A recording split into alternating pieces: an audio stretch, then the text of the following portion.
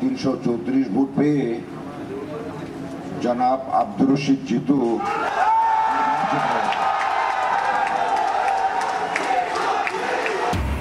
দুই দিনের নাটকীয়তার পর জাকসুর ফল ঘোষণা। ভিপি নির্বাচিত স্বতন্ত্র প্রার্থী জিতু, জিএস সহ সিংহভাগ পদে শিবিরের জয়। ৩৩ বছর পর ছাত্র সংসদ পেল জাহাঙ্গীরনগর বিশ্ববিদ্যালয়। ডাকসুর কার্যনির্বাহী কমিটির প্রথম সভা চলছে। ডাকসুর চূড়ান্ত প্রার্থী তালিকা প্রকাশ আজ। চাকসুতে মনোনয়ন ফর্ম বিতরণ শুরু। জুলাই সনদের আইনি ভিত্তি ও বাস্তবায়ন পদ্ধতি নিয়ে রাজনৈতিক দলগুলোর সঙ্গে ঐকমত্য কমিশনের সংলাপ আজ। ৮৪টি আলোচিত বিষয়ে মতামত দিয়েছে ৩৩ দল। ফরিদপুরে সীমানা পুনর্বিন্যাসের প্রতিবাদে স্থানীয়দের সড়ক রেলপথ অবরোধ। পাবনায় পুনর্বহালের দাবিতে সকাল সন্ধ্যা হরতাল। বাগেরহাটে সরকারি অফিসের সামনে বিক্ষোভ। এবং দেশ বরেণ্য লালন সঙ্গীত শিল্পী ফরিদা পারভীনের মৃত্যুতে সঙ্গীতাঙ্গনে শোকের ছায়া। শ্রদ্ধা জানাতে রাখা হবে কেন্দ্রীয় শহীদ মিনারে। ঢাবি জামে মসজিদে প্রথম জানাজা।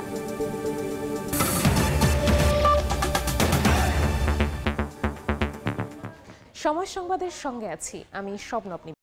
টানা ২ দিনের নাটকীয়তা শেষে মিলল জাহাঙ্গীরনগর বিশ্ববিদ্যালয়ের শিক্ষার্থী সংসদ ও হল সংসদ নির্বাচনের ফল। জাকসু নির্বাচনে ভিপি নির্বাচিত হয়েছেন স্বতন্ত্র প্রার্থী আব্দুর রশিদ জিতু এবং জিএস পদে জয় পেয়েছেন ছাত্র শিবির প্যানেলের মাজহারুল ইসলাম। এজিএস পদে শিবির প্যানেলের ফেরদৌস আল হাসান এবং আয়শা সিদ্দিকা মেঘনা নির্বাচিত হয়েছেন। ৩৩ বছর পর ছাত্র সংসদ পাওয়ায় উচ্ছ্বসিত শিক্ষার্থীরা। এদিকে কিছু বিচ্যুতি হলেও অনিয়ম কারচুপি হয়নি দাবি করে ভুলভ্রান্তির জন্য ক্ষমা প্রার্থনা করেছেন নির্বাচন কমিশন। দীর্ঘ ৪৮ ঘন্টা নাটকীয়তা শেষে অবশেষে ঘোষণা হলো জাহাঙ্গীরনগর বিশ্ববিদ্যালয় শিক্ষার্থী সংসদ জাকসু নির্বাচনের ফলাফল। আমরা 1 মিনিট নীরবতা পালন করছি এই মুহূর্তে। প্রথমে দায়িত্বরত অবস্থায় শিক্ষক জান্নাতুল ফেরদৌসের স্মরণে নীরবতা পালন করা হয়। এরপরে প্রায় ২ ঘন্টা ধরে ফল ঘোষণা করে নির্বাচন কমিশন। বিনা প্রতিদ্বন্দ্বিতায় নির্বাচিত ব্যবস্থাপনাগত ত্রুটি এবং দেরিতে ফল ঘোষণা করায় ক্ষমা চায় নির্বাচন কমিশন। ৩৩ বছর পরে বহুকাঙ্ক্ষিত জাকসু নির্বাচন করতে যে হল সংসদ নির্বাচন করতে যে আমরা হয়তো ছোট ছোট কিছু জায়গায় আমাদের হয়তো কিছুটা বিচ্যুতি হতে পারে। সেজন্য যদি কোনো ভুল হয়ে থাকে নির্বাচন কমিশনের পক্ষ থেকে আপনাদের কাছে আমরা ক্ষমা চেয়ে নিচ্ছি। আজকে জেনারেল সেক্রেটারি প্রথম হয়েছে। বিভিন্ন হলে রিটার্নিং কর্মকর্তা হল সংসদ নির্বাচনে বিজয়ী প্রার্থীদের নাম ঘোষণা করেন। উচ্ছ্বাসের সঙ্গে সেই ফলাফল গ্রহণ করেন ২১টি হলের শিক্ষার্থীরা। সভাপতি পদে সর্বোচ্চ ৩৩34 ভোট পেয়ে জনাব আব্দুর রশিদ জিতু আসে সেই মাহেন্দ্রক্ষণ। জাকসু কেন্দ্রীয় সংসদের ফল ঘোষণা করে প্রধান নির্বাচন কমিশনার। সাধারণ সম্পাদক সর্বোচ্চ ভোট পেয়েছেন জনাব মোহাম্মদ মাজহারুল ইসলাম।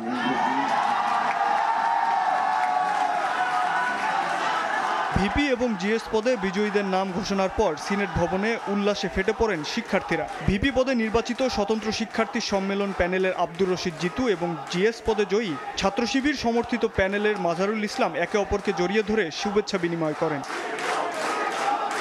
ভিপি সহ ৩ পদে স্বতন্ত্র, ২টি পদে বৈষম্য বিরোধী সমন্বিত শিক্ষার্থী সংসদ এবং জিএস এজিএস সহ ২০টি পদে শিবির সমর্থিত প্যানেলের প্রার্থীরা জয়লাভ করেন। তাৎক্ষণিক প্রতিক্রিয়ায় নবনির্বাচিত ভিপি আব্দুর রশিদ জিতু বলেন, ব্যবস্থাপনার ত্রুটি থাকার পরেও নির্বাচন কমিশন সুষ্ঠু ও গ্রহণযোগ্য নির্বাচন উপহার দিয়েছেন। শিক্ষার্থীদের চাওয়া পাওয়ার ব্যাপারে কোনো ছাড় দেবেন না বলেও জানান তিনি। জাহাঙ্গীরনগর বিশ্ববিদ্যালয়ের শিক্ষার্থীরা যে সকল অধিকারগুলো থেকে দীর্ঘদিন বঞ্চিত ছিল, আমাদের প্রথম কাজ থাকবে জাহাঙ্গীরনগর বিশ্ববিদ্যালয়ের শিক্ষার্থীদের সে সকল অধিকারগুলো কি বাস্তবায়িত করা। আমাদের একটি প্রথম কাজ থাকবে এই জাহাঙ্গীরনগর বিশ্ববিদ্যালয় থেকে সকল প্রকার দলীয় যে লেজভিত্তিক রাজনীতির চর্চা সেটি বন্ধ করবে ইনশাআল্লাহ। এদিকে নতুন জিএস মাজহারুল ইসলাম বলেন, শিবিরের বিপক্ষে ঘৃণার চর্চা হয়েছে, অথচ কাজের মাধ্যমে মন জয় করে নিয়েছে শিবির। শিক্ষার্থীদের ভোটকে আমানত উল্লেখ করে তা রক্ষার কাজ করার প্রতিশ্রুতি দেন তিনি। কোনো প্রকার ক্রিটিসিজম, যে কোনো প্রকার পরামর্শ খুবই সাদরে ওয়েলকাম জানাবো। আমাদেরকে আপনারা সহযোগিতা করবেন। আমরা আপনাদের স্বপ্নের ক্যাম্পাস বিনির্মাণে, আধিপত্যবাদ বিরোধী, স্বৈরাচার বিরোধী ক্যাম্পাস বিনির্মাণে আমরা আপনাদের সারথি হতে চাই। ৩৩ বছর পর ছাত্র সংসদ পেল জাহাঙ্গীরনগর বিশ্ববিদ্যালয়। শাহাব ওয়াসি, সময় সংবাদ, ঢাকা। এই মুহূর্তে জাহাঙ্গীরনগর বিশ্ববিদ্যালয় ক্যাম্পাসে আছেন সহকর্মী মোজাফফর হোসেন জয়। সরাসরি যাচ্ছি তার কাছে। জয়, দীর্ঘ 1 মাসের নানা প্রচেষ্টা এবং 12 দিনের প্রচারণা এবং 3 দিনের বিভিন্ন নাটকীয়তার পর ফলাফল ঘোষণা হয়েছে জাহাঙ্গীরনগর বিশ্ববিদ্যালয়ের জাকসু নির্বাচনে ইতিমধ্যেই তাদের নেতৃত্ব খুঁজে পেয়েছে। আজকে একদিন পর সকালে এসে আমরা জাহাঙ্গীরনগর বিশ্ববিদ্যালয় ক্যাম্পাসে যা দেখতে পাচ্ছি তা হলো শুনশান নীরবতা। একই সাথে কিন্তু মুষলধারে বৃষ্টি হচ্ছে। যেটি ধারণা করা হচ্ছিল জাহাঙ্গীরনগর বিশ্ববিদ্যালয়ের একটি বৃহত্তর অংশ কিন্তু নির্বাচনকে বর্জন করেছে, সে উপলক্ষে কিন্তু জাহাঙ্গীরনগর বিশ্ববিদ্যালয়ে কিছু হলেও হতে পারে। আবার এটিও ধারণা করা হচ্ছিল আনন্দ মিছিল কিংবা উৎসব মুখর পরিবেশে জাহাঙ্গীরনগর বিশ্ববিদ্যালয় আজকে থাকবে, সকাল থেকে সবাই উৎসবে মেজাজে থাকবে এবং মেতে থাকবে জাহাঙ্গীরনগর বিশ্ববিদ্যালয়। কিন্তু আমরা জাহাঙ্গীরনগর বিশ্ববিদ্যালয়ে এসে দেখেছি প্রকৃতি যেমন বিরূপ হয়ে আছে ঠিক তেমনি কিন্তু শিক্ষার্থীদের দেখা পাচ্ছি না। এবং যে জিনিসটি আমরা জানতে পেরেছি যে মূলত যারা অর্থাৎ স্বতন্ত্র প্রার্থী জিতু, তিনি আপনার ভিপি নির্বাচিত হয়েছেন এবং ছাত্র শিবির থেকে মাজারুল ইসলাম, তিনি মূলত সাধারণ সম্পাদক বা জিএস নির্বাচিত হয়েছেন।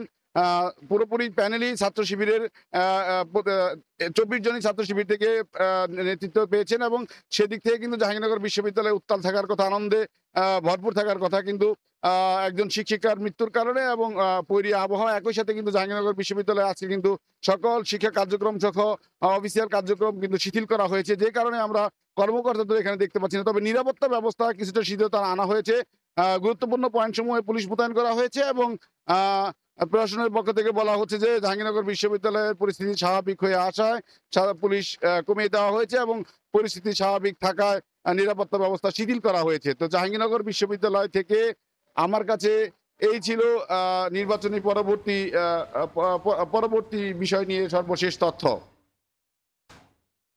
সরাসরি যুক্ত ছিলাম জাহাঙ্গীরনগর বিশ্ববিদ্যালয় ক্যাম্পাসে। নবনির্বাচিত ডাকসুর প্রথম কার্যনির্বাহী সভা চলছে। ডাকসুর চূড়ান্ত প্রার্থী তালিকা প্রকাশ করা হবে আজ। এছাড়া চাকসুতে মনোনয়ন ফর্ম বিতরণ শুরু হয়েছে। এই মুহূর্তে ঢাকা বিশ্ববিদ্যালয়ে আছেন রিপোর্টার শাবাব ওয়াসি, রাজশাহী বিশ্ববিদ্যালয়ে আছেন সহকর্মী সাইফুর রহমান রকি এবং চট্টগ্রাম বিশ্ববিদ্যালয়ে আছেন তারিফ রহমান। সরাসরি প্রথমে যাচ্ছি শাবাবের কাছে। নির্বাচনের পর প্রথম পূর্ণাঙ্গ কার্যপরিষদ সে সভা আজ অনুষ্ঠিত হচ্ছে ঢাকা বিশ্ববিদ্যালয়ের প্রশাসনিক ভবনের পাশে ভিসি অফিসের মিটিং রুমে আমরা আছি এবং মিটিং রুমের সামনে আমরা দাঁড়িয়ে আছি এবং এর মধ্যেই কিন্তু নবনির্বাচিত ডাকসুর পূর্ণাঙ্গ পরিষদের প্রথম সভা অনুষ্ঠিত হচ্ছে। ভেতরে সভাপতিত্ব করছেন বিশ্ববিদ্যালয়ের উপাচার্য ডাকসুর সভাপতি, যিনি উপাচার্য নিয়াজ আহমেদ খান, সঙ্গে তিনি তার সভাপতিত্বে ভিপি সাদিক কায়েম, জিএস এস এম ফরহাদ সহ পূর্ণাঙ্গ যে কার্যনির্বাহী পরিষদ যারা নির্বাচিত হয়েছেন তারা কিন্তু ভেতরে প্রথম এই কার্যনির্বাহী সভা অনুষ্ঠিত হচ্ছে। তো আমরা জানি যে গত 9 সেপ্টেম্বর যে ডাকসু নির্বাচনটি অনুষ্ঠিত হয়েছে সেখানে কিন্তু যে শিবির সমর্থিত ঐক্যবদ্ধ শিক্ষার্থী জোটের 26 জন প্রতিনিধি কিন্তু সেখানে নির্বাচিত হয়েছিলেন এবং তো আমরা বলা চলে যে এই ডাকসু এই পরিষদে এই বর্তমান ডাকসু প্যানেলে কিন্তু সবাই বেশিরভাগই কিন্তু শিবির সমর্থিত যেই প্যানেলের সদস্যরা এবং এটা বলা চলে যে আজকের এই সভার মধ্যে দিয়ে তারা আনুষ্ঠানিকভাবে ঐক্যবদ্ধ শিক্ষার্থী জোট বা শিবির সমর্থিত যেই প্যানেল তাদের যে ইশতেহারগুলো ছিল মোট 6টি বিষয় তারা আসলে গুরুত্ব দিয়েছিলেন, যে বিশ্ববিদ্যালয়ের আবাসন সংকট, খাবারের সমস্যা, বিশ্ববিদ্যালয়ের নারীদের নিরাপত্তা, চিকিৎসা সেবা নিশ্চিত করা এবং উচ্চতর শিক্ষার জন্য ক্যারিয়ার ডেভেলপমেন্ট, মোট 6টি বিষয় নিয়ে কিন্তু তারা গুরুত্ব দিয়েছিলেন। তো এই বিষয়গুলোকে গুরুত্ব দিয়ে কিন্তু তারা কাজ করে যাবেন এবং যে ভিপি সাদিক কায়েম তিনিও কিন্তু বলেছিলেন যে এই যে নির্বাচিত তারা হলেন সেটা কিন্তু শিক্ষার্থীদের আমানত এবং সেটাকে তারা রক্ষা করতে চান। সেটা প্রথম দিন থেকেই তারা আসলে সেই ইশতেহারগুলো, প্রতিশ্রুতিগুলি বাস্তবায়ন করার জন্য কাজ করতে চান, যে সেই উদ্দেশ্যেই এই সভা অনুষ্ঠিত হচ্ছে এবং তারা সেটি বাস্তবায়ন করার জন্য কাজ করবেন। আমরা এই মুহূর্তে চলে যাব রাজশাহী বিশ্ববিদ্যালয়, সেখানে আছেন আমাদের সহকর্মী সাইফুর রহমান রকি, ডাকসু নির্বাচনের সর্বশেষ খবর জানতে। দীর্ঘ ৩৫ বছর পর রাকসু নির্বাচন অনুষ্ঠিত হতে যাচ্ছে আগামী 25শে সেপ্টেম্বর। এই উপলক্ষে রাজশাহীতে কিন্তু সব ধরনের যে প্রস্তুতি নির্বাচন কমিশনারের, সেই প্রস্তুতিগুলো এরই মধ্যে প্রায় সম্পূর্ণ করেছে। এখন আসলে এই ভোট গ্রহণের যে দিনক্ষণ সেটি আসলে সব ঠিকঠাক চলছে, এমনটাই আসলে চলছে। আপনারা দেখছেন যে এখন ইসলামী ছাত্র আন্দোলন বাংলাদেশের যারা প্রার্থী রয়েছেন তারা কিন্তু এরই মধ্যে এই রাকসু নির্বাচন কমিশন ভবনের সামনে তারা অপেক্ষা করছেন এবং আজকে আপনারা জানেন যে চূড়ান্ত যে প্রার্থী তালিকা সেটি প্রকাশ করা হবে এবং এই চূড়ান্ত প্রার্থী তালিকা প্রকাশের পর থেকেই কিন্তু আনুষ্ঠানিকভাবে যে প্রচারণা সেটি শুরু করতে পারবেন প্রার্থীরা। আপনাদেরকে জানিয়ে রাখি, রাকসুতে এবার 249 জন এবং সিনেটে 57 জন প্রার্থী তারা প্রতিদ্বন্দ্বিতা করছেন। এছাড়া রাকসুতে ভিপি পদে প্রতিদ্বন্দ্বিতা করছেন 18 জন, জিএস পদে 13 জন এবং এজিএস পদে 16 জন প্রার্থী এখানে রয়েছেন যারা প্রতিদ্বন্দ্বিতা করছেন। এছাড়া আপনাদের জানিয়ে রাখি, ছাত্রদল এবং ছাত্র শিবির তাদের পূর্ণাঙ্গ প্যানেল ঘোষণা করেছে এখানে। পাশাপাশি আরও 7টি সংগঠন তারা পূর্ণাঙ্গ প্যানেল ঘোষণা না করলেও কিন্তু তারা তাদের প্যানেল কিন্তু এখানে ভোটে দিয়েছে। এবারে মোট ভোটার রয়েছে 28,901 জন। এই 28,901 জন ভোটার তাদের আগামীতে ভিপি, জিএস, এজিএস সহ আরও যে পদগুলো রয়েছে সেই পদে কারা নির্বাচিত হচ্ছেন তাদেরকে নির্বাচিত করবেন। এবং আমরা সাধারণ শিক্ষার্থীদের সঙ্গে কথা বলেছি, তারা যেটি বলছেন যে আগামীতে আসলে তাদের ন্যায্য দাবি দেওয়া আদায় নিয়ে কথা বলবে এমন ছাত্র সংগঠন যারা রয়েছে, এমন যারা ভিপি এবং জিএস পদপ্রার্থী, এজিএস পদপ্রার্থী যারা রয়েছে তাদেরকে আসলে ভোটের মাধ্যমে তারা বেছে নেবেন এবং সুষ্ঠু, সুন্দর এবং শান্তিপূর্ণ পরিবেশে যাতে ভোট গ্রহণ হয় এমনটা আসলে প্রত্যাশা করেছেন সাধারণ শিক্ষার্থীরা। সব মিলে শান্তিপূর্ণ পরিবেশে আগামী 25শে সেপ্টেম্বর রাকসু নির্বাচনের ভোট গ্রহণ অনুষ্ঠিত হবে এমনটাই প্রত্যাশা তাদের। তো এই ছিল আমার কাছে রাজশাহী বিশ্ববিদ্যালয় থেকে সর্বশেষ। এখন আমরা চলে যাচ্ছি চট্টগ্রামের সহকর্মী তারিকের কাছে, তিনি জানাবেন সেখানকার খবর। 36 বছর পর চট্টগ্রাম বিশ্ববিদ্যালয়ের কেন্দ্রীয় ছাত্র সংসদ ও হল সংসদ নির্বাচন অনুষ্ঠিত হতে যাচ্ছে। আগামী 12 অক্টোবর চট্টগ্রাম বিশ্ববিদ্যালয়ের এই নির্বাচন অনুষ্ঠিত হওয়ার কথা রয়েছে। তারই ধারাবাহিকতায় আজ থেকে মনোনয়ন ফর্ম বিতরণ শুরু হয়েছে এবং সকাল 9:30টায় চাকসু ভবনের দোতলায় এই মনোনয়ন ফর্ম বিক্রি কার্যক্রম শুরু হয়েছে। ইতিমধ্যে আমরা দেখেছি যে একজন কেন্দ্রীয় সংসদের মনোনয়ন ফর্ম সংগ্রহ করেছেন। এছাড়া চট্টগ্রাম বিশ্ববিদ্যালয় এই চাকসু নির্বাচনকে কেন্দ্র করে ইতিমধ্যে আচরণবিধি ও ভোটার তালিকা চূড়ান্ত হয়েছে। মোট ভোটারের সংখ্যা 27,634 জন। এছাড়া চট্টগ্রাম বিশ্ববিদ্যালয়ের এই মনোনয়ন কার্যক্রম চলবে মঙ্গলবার পর্যন্ত। মনোনয়ন জমা গ্রহণ করা হবে বুধবার এবং মনোনয়ন যাচাই বাছাই চলবে বৃহস্পতিবার পর্যন্ত এবং রবিবার 21 সেপ্টেম্বর প্রাথমিক প্রার্থিতা ঘোষণা করা হবে। এছাড়া আমাদেরকে নির্বাচন কমিশন জানিয়েছে যে প্রত্যেক প্রার্থীকেই ডোপ টেস্ট করাতে হবে এবং ডোপ টেস্টের রেজাল্ট পজিটিভ আসলে তাদেরকে প্রার্থিতা বাতিল করা হবে। তবে আত্মপক্ষ সমর্থনের সুযোগ দেওয়া হবে বলে আমাদেরকে এমনটি তারা জানিয়েছে।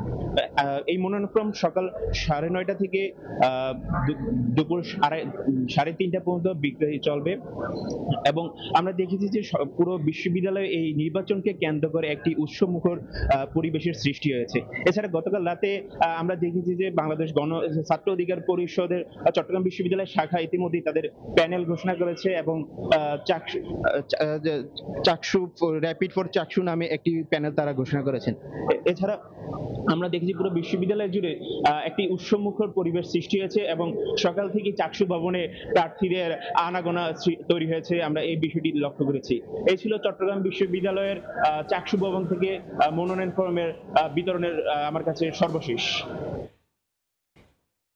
সরাসরি যুক্ত ছিলাম চট্টগ্রাম বিশ্ববিদ্যালয়ে, তার আগে ছিলাম রাজশাহী বিশ্ববিদ্যালয় এবং ঢাকা বিশ্ববিদ্যালয়। সময় সংবাদে আরও থাকছে। দুপক্ষের ধস্তাধস্তিতে ডুবল স্পিডবোট, নেত্রকোনায় নিখোঁজ 3 শিশুর লাশ উদ্ধার, এখনও খোঁজ মেলেনি একজনের। ধলু নদীর পাড়ে স্বজনদের ভিড়।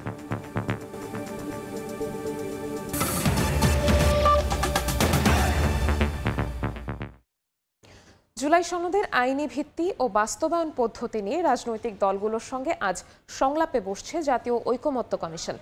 দুপুর 2:30টায় এই সংলাপে আমন্ত্রণ জানানো হয়েছে বিএনপি, এনসিপি সহ অন্যান্য রাজনৈতিক দলকে। বিএনপির স্থায়ী কমিটির সদস্য সালাহ উদ্দিন আহমদ এর নেতৃত্বে সংলাপে অংশ নেওয়ার কথা জানিয়েছে দলটির প্রেস উইং। আমন্ত্রণ পাওয়া কয়েকটি দল জানিয়েছে আজকের বৈঠকে অংশ নিতে পারেন প্রধান উপদেষ্টা ডক্টর মোহাম্মদ ইউনূস। জুলাই সনদ নিয়ে দলগুলোর মধ্যে ঐকমত্য তৈরি হলেও বাস্তবায়ন প্রক্রিয়া ঠিক করতে পারেনি কমিশন। এরই মধ্যে গণভোট, বিশেষ সাংবিধানিক আদেশ, অধ্যাদেশ ও নির্বাহী আদেশের মাধ্যমে জুলাই সনদ বাস্তবায়নের প্রস্তাবনা দিয়েছে ডক্টর আলী রিয়াজের নেতৃত্বাধীন কমিশন। এসব বিষয় নিয়ে সবশেষ 11 সেপ্টেম্বর রাজনৈতিক দলগুলোর সঙ্গে বৈঠকে বসে কমিশন।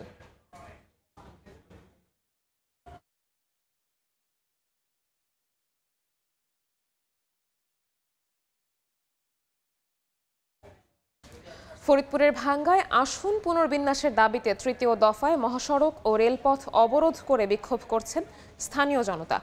সকাল 6টা থেকে ঢাকা খুলনা বরিশাল মহাসড়ক এবং ঢাকা বেনাপোল রেলপথ অবরোধ করেন বিক্ষোভকারীরা। এ সময় মহাসড়কের ওপর টায়ারে আগুন জ্বালিয়ে এবং ব্যারিকেড দিয়ে অবস্থান নেন হাজারো মানুষ।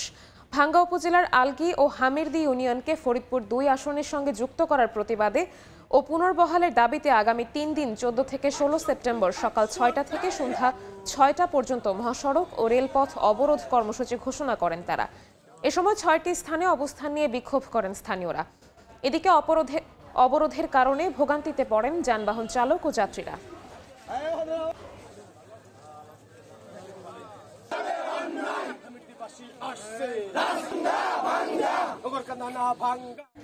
এই মুহূর্তে ফরিদপুরে আছেন সহকর্মী শিকদার সজল এবং বাগেরহাটে আছেন আলী আকবর টুটুল। সরাসরি প্রথমে যাচ্ছি সজলের কাছে। ফরিদপুর 4 আসন থেকে ভাঙ্গা উপজেলার আলগী এবং হামিদদি ইউনিয়ন দুইটি কেটে ফরিদপুর 2 আসনে অন্তর্ভুক্ত করার প্রতিবাদে এবং পুনর্বহালের দাবিতে কিন্তু চলছে অবরোধ কর্মসূচি। সকাল 6টা থেকেই কিন্তু ঢাকা খুলনা ঢাকা বরিশাল মহাসড়কে চলছে কিন্তু এই অবরোধ কর্মসূচি এবং এই মহাসড়ক দুটিতে গাছের গুঁড়ি এবং টায়ার জ্বালিয়ে কিন্তু এই কর্মসূচি পালন করছেন। পাশাপাশি কিন্তু ঢাকা থেকে বেনাপোলের যে রেলপথ রয়েছে সেই রেলপথটিও অবরোধ করে কিন্তু বিক্ষোভ করছে স্থানীয় হাজারো মানুষ। সকাল থেকেই কিন্তু গুড়ি গুড়ি বৃষ্টি পড়ছে, কিন্তু এই বৃষ্টি উপেক্ষা করেও কিন্তু হাজারো মানুষ এই রাজপথে নেমে এসেছে এবং তারা অবস্থান করছে। তাদের একটাই দাবি যে এই যে 2টি ইউনিয়ন, সেই 2টি ইউনিয়ন কিন্তু পুনরায় ফরিদপুর 4 আসনের এই ভাঙ্গা উপজেলায় অন্তর্ভুক্ত করতে হবে।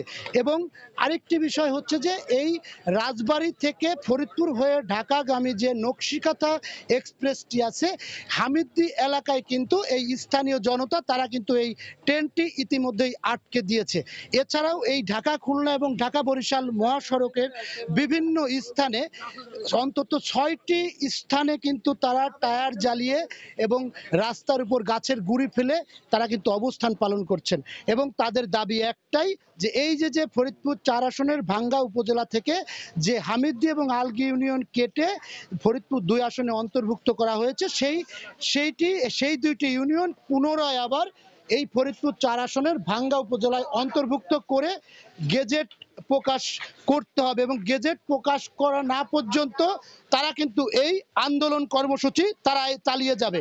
এবং রাজপথে কিন্তু এখনো যারা রয়েছেন তারা কিন্তু এই বৃষ্টি উপেক্ষা করেই কিন্তু হাজারো মানুষ তারা কিন্তু এই অবস্থান কর্মসূচি পালন করছেন এবং অবরোধ কর্মসূচি পালন করছেন এবং তাদের দাবি যে এই 2টি ইউনিয়ন পুনর্বহাল করা হবে এই ভাঙ্গা উপজেলায় অন্তর্ভুক্ত না করা পর্যন্ত তারা কিন্তু রাজপথ ছাড়বে না। এবং এরপরেও কিন্তু কঠোর আন্দোলনের আরো ঘোষণা দিয়েছেন স্থানীয় জনতা।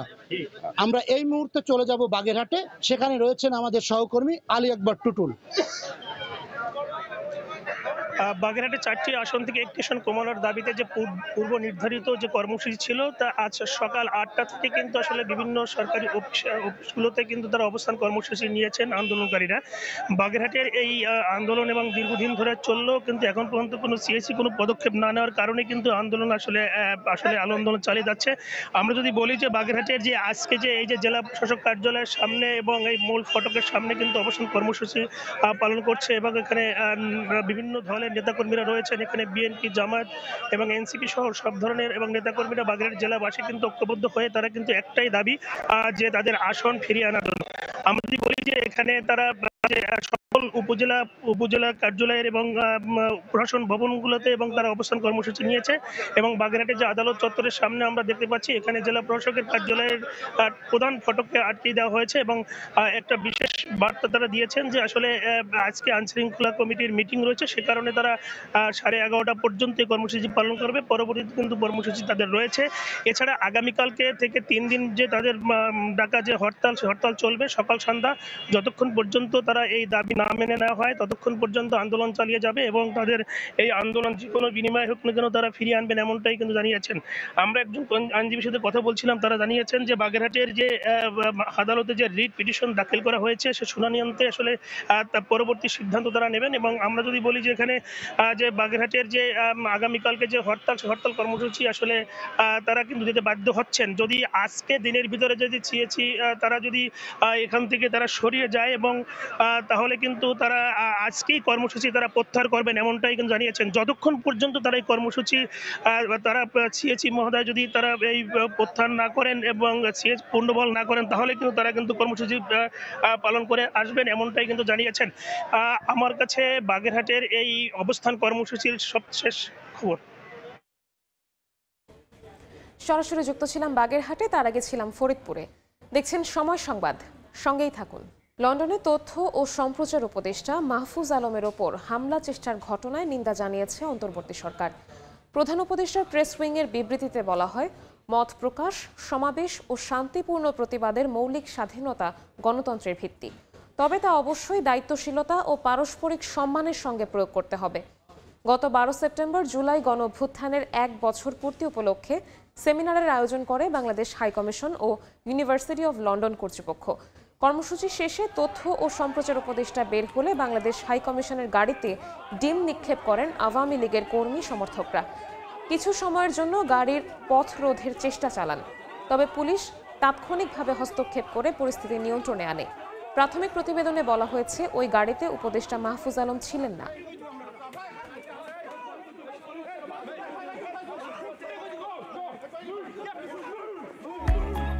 Altec Aluminium, গড়ে উঠছে আগামী শহর।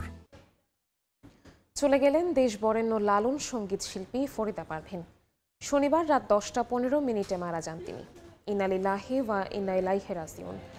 দীর্ঘদিন ধরে কিডনি সহ নানা শারীরিক জটিলতায় ভুগছিলেন এই গুণী শিল্পী। তার মৃত্যুতে সঙ্গীতাঙ্গনে নেমে এসেছে শোকের ছায়া। শোক জানিয়েছেন প্রধান উপদেষ্টা ডক্টর ইউনূস, বিএনপির ভারপ্রাপ্ত চেয়ারম্যান তারেক রহমান এবং মহাসচিব মির্জা ফখরুল ইসলাম আলমগীর। সকাল 10টার দিকে সর্বসাধারণের শ্রদ্ধা জানানোর জন্য বরেণ্য এই শিল্পীর মরদেহ রাখা হবে কেন্দ্রীয় শহীদ মিনারে। ঢাকা বিশ্ববিদ্যালয়ের কেন্দ্রীয় মসজিদে অনুষ্ঠিত হবে প্রথম জানাজা। সময় গেলে সাধন হবে। বাংলা লোকসঙ্গীতের প্রবাদ প্রতিম শিল্পী লালন সাধনের অঙ্গনে এক উজ্জ্বল তারকা ফরিদা পারভীন। শ্রোতাদের ভালোবাসাকে পুঁজি করে গানে গানে তিনি পেরিয়েছিলেন 5 দশকেরও বেশি পথ। তার হঠাৎ চলে যাওয়া এ যেন বাংলা গানের এক প্রিয় কণ্ঠের স্তব্ধ হয়ে যাওয়া।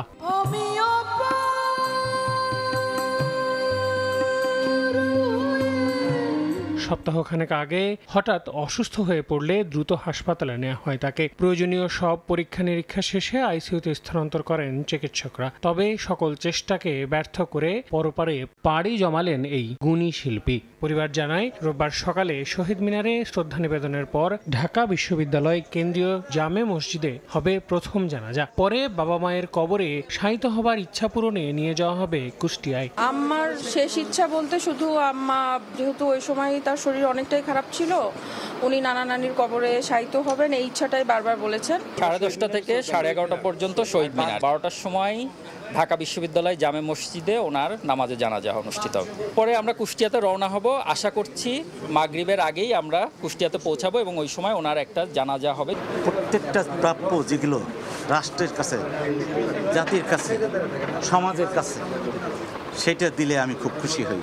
দীর্ঘদিন ধরেই নানা শারীরিক জটিলতায় ভুগছিলেন ফরিদা পারভীন। ফুসফুসের সমস্যা ছাড়াও ছিল ডায়াবেটিস, উচ্চ রক্তচাপ, কিডনি ও থাইরয়েড জটিলতা। তার মৃত্যুর খবরে সঙ্গীতাঙ্গন এবং ভক্তদের মাঝে নেমে আসে শোকের ছায়া। লালন গীতিতে যে জনপ্রিয়তা তৈরি করেছিলেন সেটা আসলে পুরো জায়গাটাই উনি শূন্য করে একসাথে ওনার নিজের সাথে নিয়ে চলে গেলেন। চলে যাওয়াটা অবশ্যই একটা অপূরণীয় ক্ষতি সঙ্গীত অঙ্গনে। এইটা কতটুকু যে আবার শুদ্ধ শিক্ষা চর্চা হবে আমরা জানি না। অবদান সম্পর্কে হয়তো শব্দে প্রকাশ করা সম্ভব হবে না। তার একটাই ধ্যান জ্ঞান ছিল শেষের দিকে বাচ্চারা লালনটাকে নিয়ে এগিয়ে যাক। এদিকে বিখ্যাত এই লালন সঙ্গীত শিল্পীর প্রয়াণে শোক জানিয়েছেন সংস্কৃতি উপদেষ্টা থেকে শুরু করে দেশের বিভিন্ন রাজনৈতিক ও শিল্পী সংগঠন। আল আমিন তুষার, সময় সংবাদ, ঢাকা। সময় সংবাদে আরো থাকছে।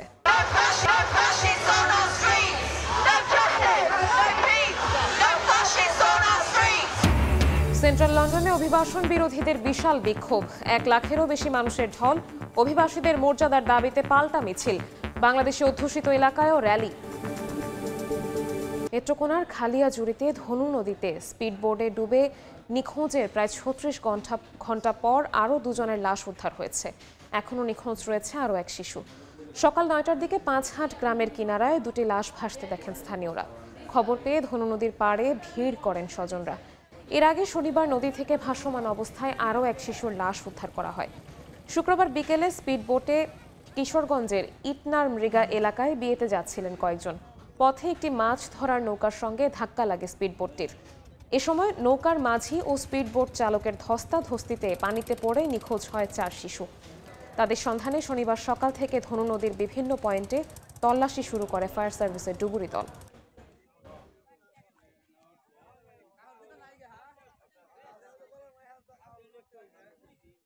দেখছেন সময় সংবাদ। নবনির্বাচিত ডাকসুর প্রথম কার্যনির্বাহী সভা শেষে ব্রিফিং চলছে, সরাসরি যাচ্ছে সেখানে। সিদ্ধান্ত গ্রহণে সাধারণত নারী পুরুষ একটা ফ্যাক্টর হয়ে কাজ করে। ধরেন যে ছাত্রীদের হলের এক ধরনের কিছু নীতিমালা ফেস করতে হয়, ছাত্র হলে এক ধরনের কিছু, বা ছাত্রীদের কমন রুম এই কেন্দ্রের কিছু বিষয় থাকে, ছেলেদের আলাদা কিছু বিষয় থাকে। এখানে এই ছাত্র বা ছাত্রী এটা একটা বড় ইস্যু। আর একটা ইস্যু হচ্ছে আবাসিক অনাবাসিক। অর্ধেকের মতো শিক্ষার্থী যারা অনাবাসিক, যারা বাইরে থাকেন এবং হচ্ছে বাসে করে আসেন, এরা হল সংসদের ফেসিলিটিসটাও পায় না। এবং মানে বলা চলে শুধুমাত্র ওরা বাসে আসা যাওয়া করে দিতেই, আর হলে যারা আবাসিক থাকে তারা হলের একটা হল সংসদের ফেসিলিটি পায় কথা বলার। এই বিষয়ে আমরা বিবেচনায় রেখে আবার যেহেতু 5 জনের একটা লিমিটেশন আছে, 5 জন সংখ্যক প্রতিনিধি আমরা পাঠাতে পারবো, সেখানে টপ 3 অটো থাকছে তাহলে আমার সিলেকশন করার 2 জন মাত্র অপশন। সেটা আমরা কিভাবে করতে পারি? তো সেখানে আমরা আলাপে যেটা আসছে বা একমত হয়েছে সেটি হচ্ছে, যেহেতু সেক্রেটারিয়েট বডি আছে অর্ধেক, বাকি অর্ধেক হলো জেনারেল মেম্বার, তাহলে আমরা জেনারেল মেম্বার থেকে একজন নেব, সেক্রেটারিয়েট বডি থেকে একজন নেব। এই বিষয়তে আলাপ করেছি এবং সিদ্ধান্ত হয়েছে জেনারেল মেম্বার যেহেতু সবাই জেনারেল মেম্বার, এখানে কম্পারিজন করা কঠিন। তো যিনি বেশি ভোট পেয়েছেন, সবচাইতে বেশি সর্বাধিক, তাকে আমরা সিনেটে প্রতিনিধি হিসেবে পাঠাচ্ছি। তিনি হচ্ছে সালিকুল তামান্না। আর হচ্ছে সেক্রেটারিয়েট বডিতে কাকে করা যায় সেক্ষেত্রে আলাপ হয়েছে বাকি 4 জন যেহেতু ঠিক হয়ে গেছে, একজন এমন হওয়া দরকার যে একদম এককভাবে বা সবকিছুতে অনাবাসিক শিক্ষার্থীদের প্রবলেমগুলোর জন্য তিনি দায়বদ্ধ। তিনি এই বিষয়গুলো দেখবেন, যেহেতু হল সংসদে অলরেডি হলের আবাসিক শিক্ষার্থীর জন্য দেখবেন, অনাবাসিক শিক্ষার্থীরা এই বেশি প্রবলেম ফেস করে। আমরা সকল অনাবাসিক শিক্ষার্থী বাস কর্মী তাদের সাথে বসে ওনাদের প্রত্যাশার জায়গায় এটা ছিল যে সব জায়গায় তাদের প্রতিনিধি থাকবে। তো সেই বিবেচনায় এই বড় সংখ্যক শিক্ষার্থীদের প্রতিনিধিত্ব করতে গিয়ে যিনি পরিবহন সম্পাদকে যিনি নির্বাচিত হয়েছেন, তাকে আমরা অন্যতম আরেকজন যাতে তাদের প্রতিনিধিত্ব করতে পারে। মোট 5 জন হচ্ছে তিনি আসিফ আব্দুল্লাহ। এই মোট 5 জন সিনেটে থাকবেন। বিপিজিএস এজিএস আর হচ্ছে পরিবহনে যিনি নির্বাচিত হয়েছেন আসিফ আব্দুল্লাহ, জেনারেল মেম্বার যিনি সর্বোচ্চ ভোট পেয়েছেন রবীন্দ্রনাথ তামান্না। এই 5 জন হচ্ছে সিনেটে। আমি আশা করি সবাই ক্লিয়ার করতে পেরেছি। এর মধ্য দিয়ে আজকে আমাদের সংক্ষিপ্ত ব্রিফিং শেষ করছি। সবাইকে শুভেচ্ছা এবং আসসালামু আলাইকুম।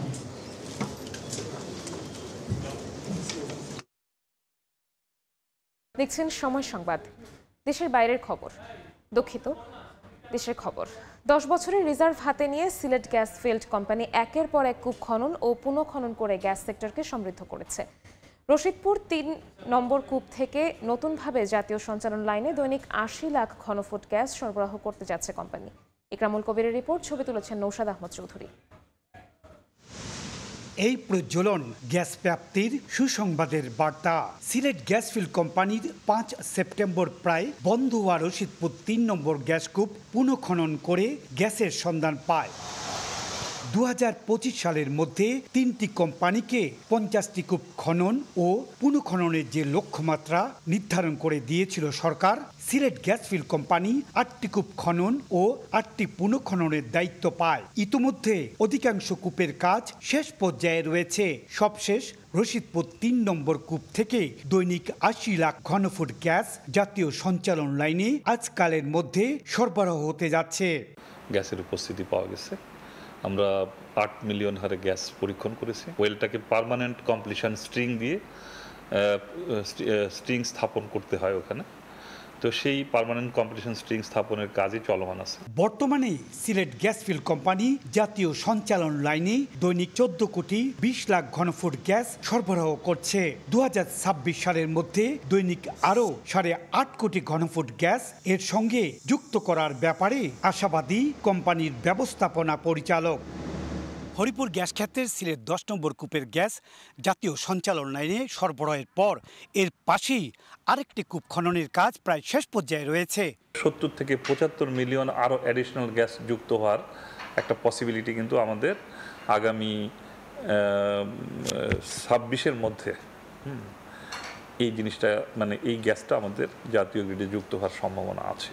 সব মিলিয়ে সিলেট গ্যাস ফিল্ড কোম্পানির আওতায় সিলেট বিভাগের 4টি গ্যাস ক্ষেত্র হরিপুর, রশিদপুর, কৈলাসটিলা ও বিয়ানীবাজার গ্যাস ফিল্ডে মজুদ আছে 4 TCF বা 4 লাখ কোটি ঘনফুট গ্যাস, যা আগামী 9 থেকে 10 বছরের রিজার্ভ।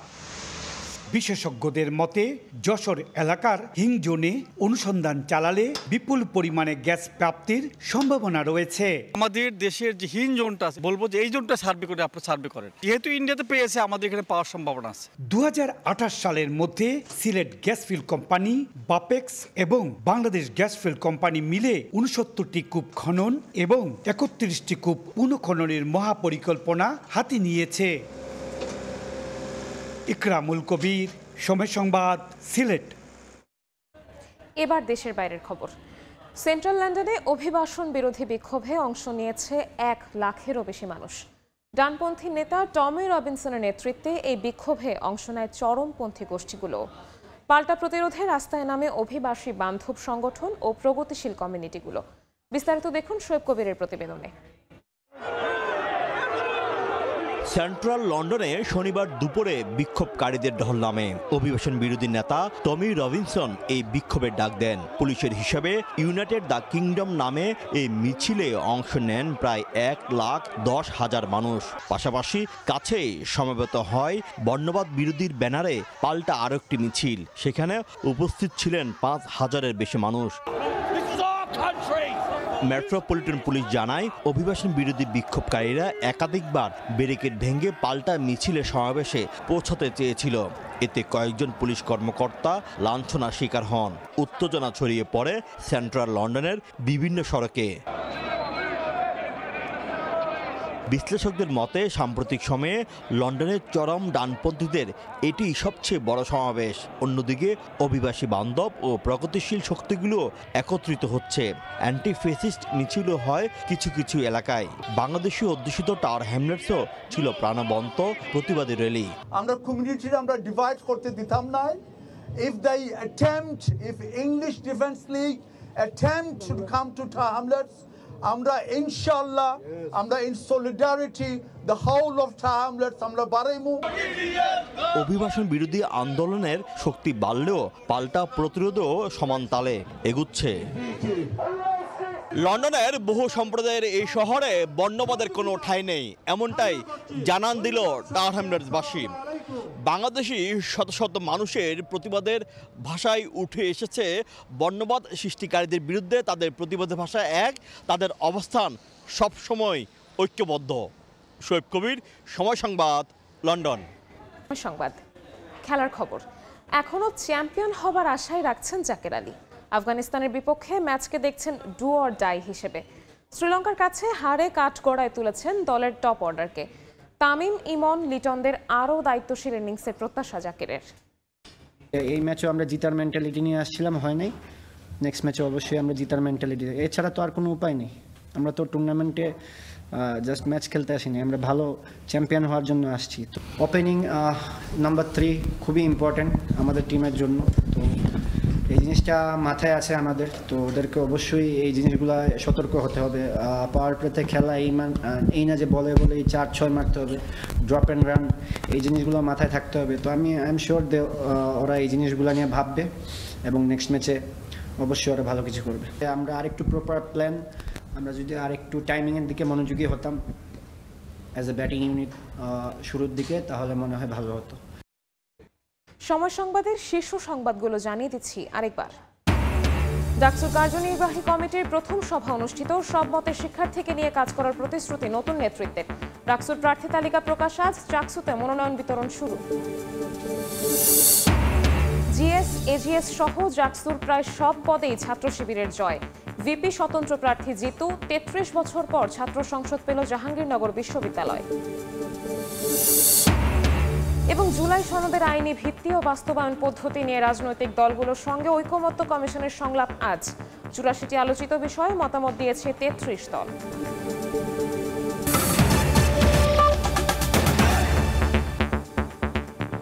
এই ছিল সময় সংবাদে, সঙ্গেই থাকুন সময়।